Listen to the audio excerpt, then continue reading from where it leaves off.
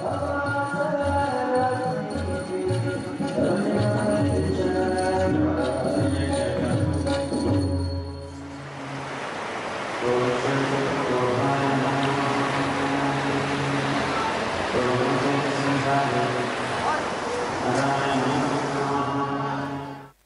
suffering that we experience due to that which is happening to other people or other creatures or other species is actually very, very beautiful. And it's very beautiful because most of the time we really only experience suffering about what happens to me. I should be okay. You know, you hear about a plane crash, and the first thing we think is, oh my God, I hope I didn't know anybody on it. Right? So my friends and family should be okay. It could say, 347 people died. But if I'm sure that I didn't know any of those 347 people, I'm okay. Now, the problem with that is, it's our very separate, illusory existence.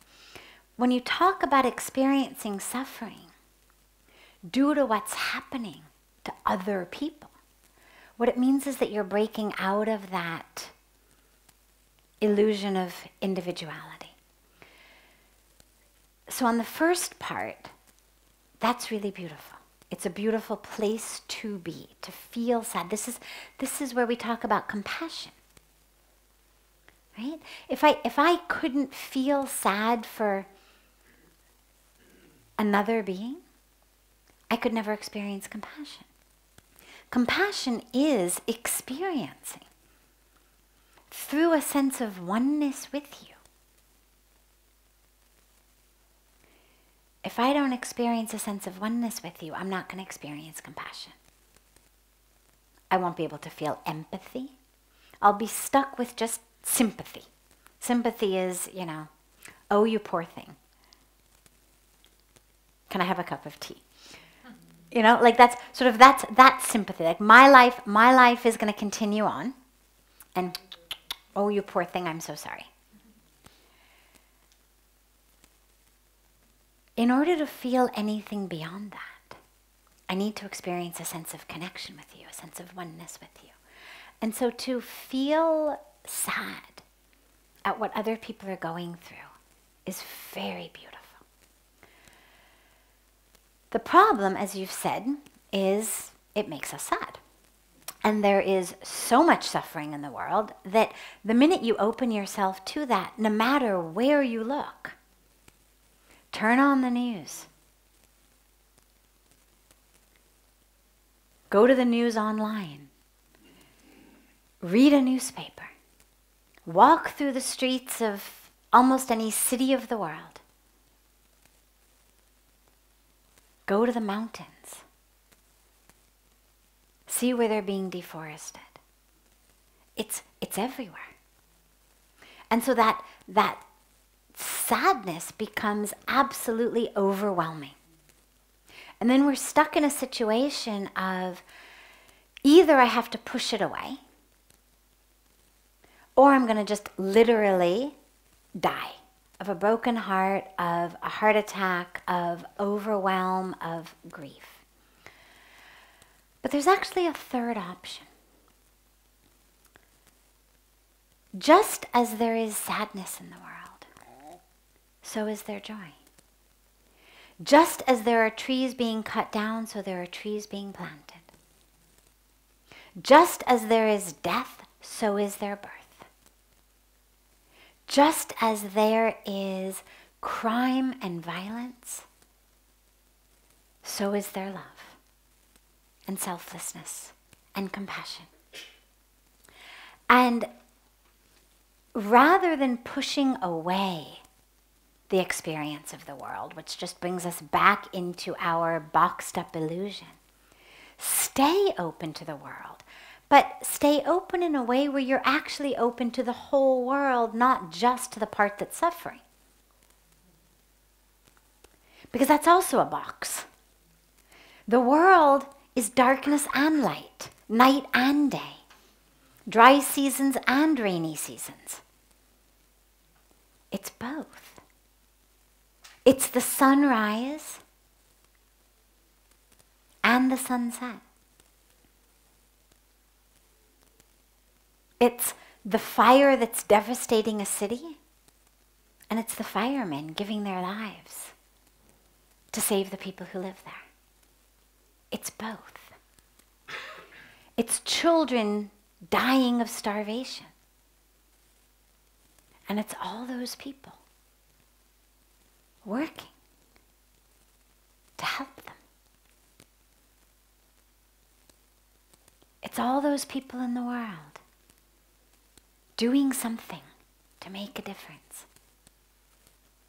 And it's important as we open ourselves to the world that we open ourselves to the fullness of it.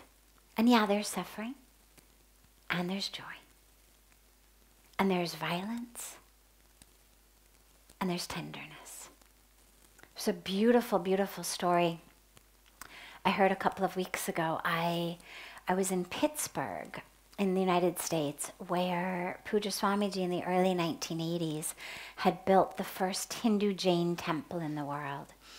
And so it's been sort of his community in America for many, many decades. And after we were in Toronto in Canada at the Parliament of Religions, we had a few days and went to Pittsburgh, and he came back to India. I stayed there for another few days. I had to be at the United Nations and stayed back in Pittsburgh. And while I was there, I had the opportunity to attend and address an event that was put on by the Indian community, the Hindu community, for the synagogue, the Tree of Life synagogue, where the shootings had taken place just 2 weeks prior.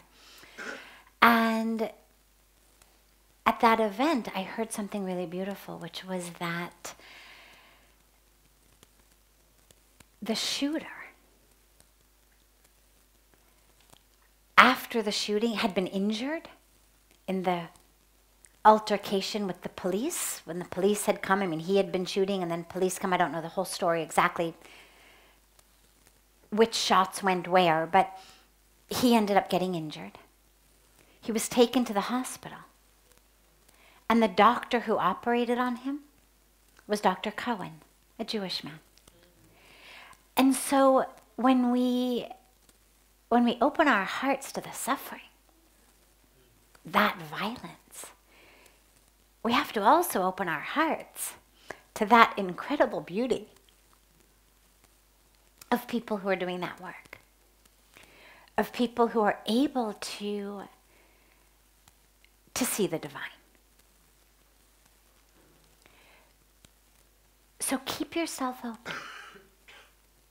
Do not shut it down. But when the suffering becomes too much, when it starts to feel overwhelming, just open yourself to some beauty. Watch flower petals open. Go to a soup kitchen, and instead of focusing on the faces of the homeless people who are in line to get the soup, focus on the faces of the people who have given up their evenings to serve them. Instead of focusing only on what's wrong, focus also on what's right. And that'll balance in you the experience of the openness to the world. So it's important to be open to the suffering, because that's what catalyzes action. That's what makes us work and serve in the world. But we also stay open to the beauty of the world we're serving. Where every day, despite what a mess of the earth we make, the sun rises. When every day, despite what we're doing to Ganga, she flows. And to stay open to that as well. Because that also teaches us how to live. So not only does it balance and heal the suffering in our own minds and hearts from what's happening in the world, but it gives us inspiration of how to live, how to be.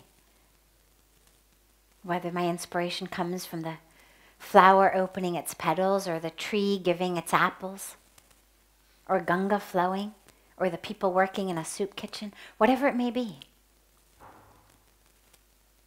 That's then where I get inspiration of how to live. So stay open to all of it.